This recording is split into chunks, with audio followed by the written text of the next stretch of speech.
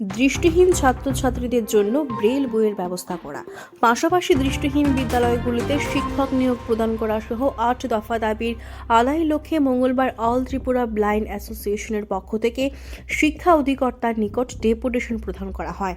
দাবিগুলো নিয়ে অ্যাসোসিয়েশনের সাধারণ সম্পাদক মিঠুন সাহা সংবাদ মাধ্যমের সামনে বিস্তারিতভাবে তুলে ধরেন।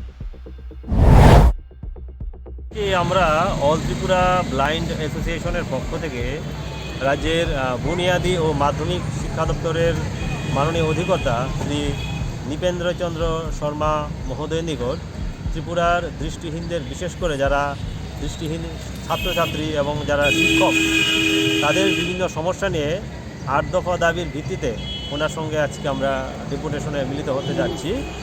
দাবিগুলি হলো দৃষ্টিহীন বিদ্যালয়গুলিতে পর্যাপ্ত পরিমাণে শিক্ষক প্রদান করা। যদিও এই বিদ্যালয়গুলি সমাজ কল্যাণ দপ্তর পরিচালনা করছেন, তারপরেও শিক্ষকতার যে নিয়োগ বা প্রদানের যে বিষয়টা, এটা সবসময় বিদ্যালয় শিক্ষা দপ্তর করে থাকে।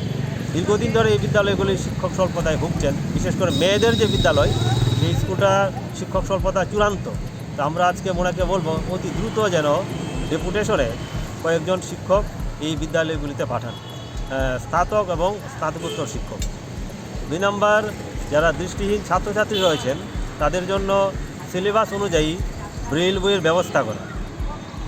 ৩ নম্বর হচ্ছে, যারা দৃষ্টিহীন শিক্ষক রয়েছেন বিভিন্ন বিদ্যালয়ে কর্মরত, তারা যাতে ভালোভাবে ছাত্রছাত্রীদের ক্লাসে পাঠদান করাতে পারেন, তার জন্য সিলেবাস অনুযায়ী তাদের জন্য ব্রেল বইয়ের ব্যবস্থা করতে হবে। পাশাপাশি যারা শিক্ষক রয়েছেন দৃষ্টিহীন, তাদের জন্য বিশেষ 5 দিনের একটা প্রশিক্ষণের ব্যবস্থা করতে হবে, যাতে তারা তাদের কর্মদক্ষতা বৃদ্ধি করতে পারেন এই প্রশিক্ষণের মাধ্যমে। তারপরে হচ্ছে, আপনারা হয়তো বা জানেন যে আমাদের দেশে 2016 সালে বিশেষভাবে সক্ষম ব্যক্তিদের জন্য একটা অধিকার আইন প্রণয়ন করা হয়েছে। সেই আইনে পরিষ্কার বলা আছে, প্রতিটা দপ্তরে একজন আধিকারিক নিয়োগ করতে হবে, যার কাজ হবে এই দপ্তরে কর্মরত প্রতিবন্ধকতাযুক্ত ব্যক্তি যারা, তাদের সমস্যাগুলি সমাধান করা।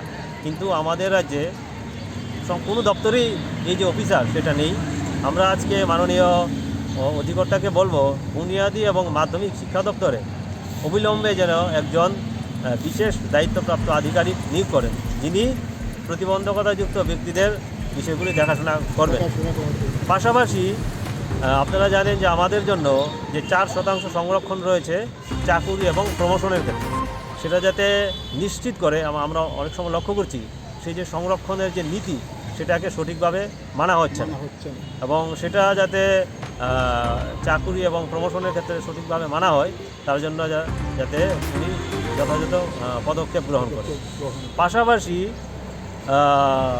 যারা দৃষ্টিহীন শিক্ষক শিক্ষিকা বা তাদের বা ছাত্রছাত্রী রয়েছেন, বা অন্যান্য যারা প্রতিবন্ধকতাযুক্ত ছাত্রছাত্রী রয়েছেন, তাদের যাতে চলাচলের ক্ষেত্রে যাতে কোনো ধরনের অসুবিধা না হয়, তার জন্য প্রতিটা বিদ্যালয়ে এবং প্রতিটা অফিসে যাতে তাদের চলাচলের উপযোগী করে র্যাম্প, অ্যাটাচ টয়লেট ফেসিলিটি, তারপরে টেক্সটাইল ডিজাইন, যাতে এই অংশের মানুষরা যারা বিশেষভাবে সক্ষম ব্যক্তি, তারা যাতে সহজভাবে বাধামুক্ত পরিবেশে চলাচল করতে পারে, তার জন্য ব্যবস্থা করা।